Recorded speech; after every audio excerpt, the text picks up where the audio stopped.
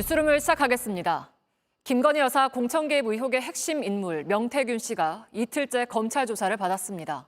어제 국민들께 죄송하다며 말을 아꼈던 것과 달리 가짜 뉴스를 이야기하며 언성을 높였습니다. 앞서 보도됐던 날 잡아가면 한 달 안에 대통령 탄핵된다는 발언 등에 대해서 적극 해명했습니다. 배승주 기자입니다.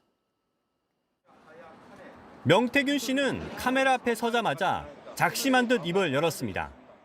이 사건은 정치자금법 위반 아닙니까?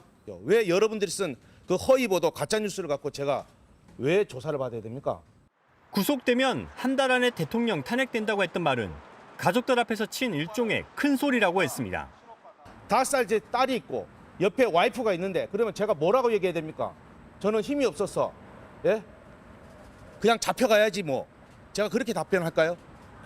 언제 어떤 방식으로 대통령 부부에게 김영선 전 의원의 공천을 이야기했는지를 묻자 말을 돌려버립니다. 그 질문이 그렇게 중요해요? 대통령하고 여사하고 나눈 가십거리가 본인들한테 그렇게 중요합니까? 앞서 주변 그리고 언론에 대통령 부부와의 친분이나 대선 때 역할을 과시하던 것과 다른 모습입니다. 사건을 여사 공천 개입 의혹이 아닌 김영선 전 의원 회계 담당자 강혜경 씨 그리고 여론조사 업체 미래한국연구소와의 돈 문제로 국한하고 싶어 한다는 해석이 나옵니다.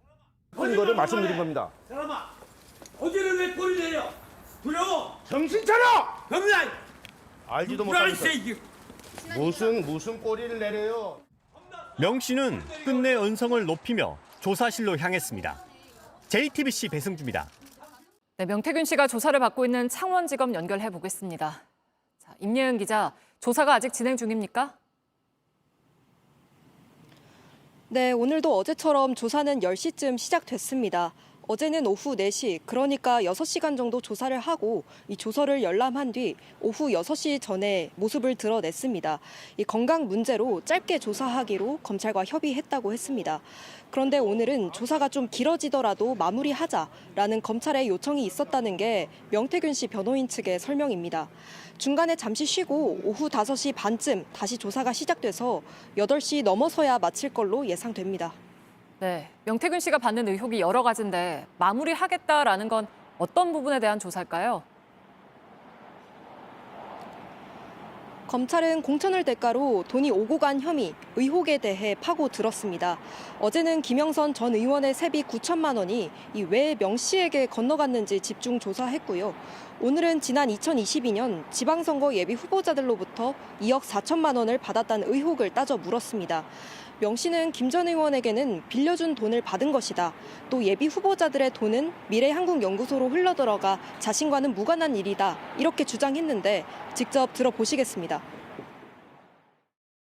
그거 제가 빌려준 돈 받았는데 6천만 원, 진해할 때 3천만 원, 9천만 원 빌려줬습니다. 네, 앞으로의 수사는 어떻게 진행됩니까? 일단 오늘 조사가 어디까지 진행되고 또 마무리되는지 지켜봐야겠지만요. 이 정치자금법 혐의 피의자 신분으로 받는 조사는 오늘이 마지막일 수도 있습니다. 검찰은 돈의 흐름도 파고들었지만 명 씨가 지방선거 예비 후보자들에게 어떤 정치적 영향력을 행사했냐 이 부분도 따져보고 있습니다. 미래한국연구소에 돈을 건넬 때 명 씨의 힘을 믿고 준 게 아니냐 이 부분입니다. 또 어제 조사에서 명 씨 휴대전화기와 녹취 등 자료 행방, 그리고 명 씨 발언에 대해 캐물었던 만큼 조만간 구속영장을 청구할 수도 있다. 이런 관측도 나오고 있습니다.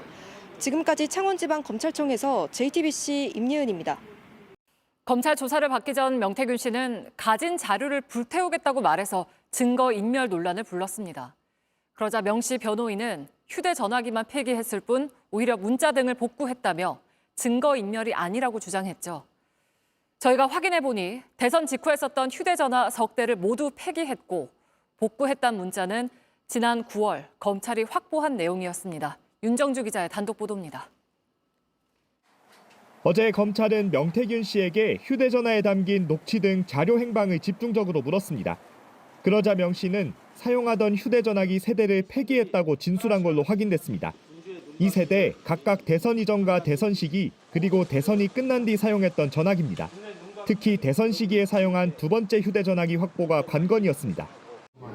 아침에는 전화 오고 점심 때 오후에 이런 데 문자 같은 뭐 허위 사실 유포라고 그러면 가서 편하게 역을 보고 보면 되는 거고.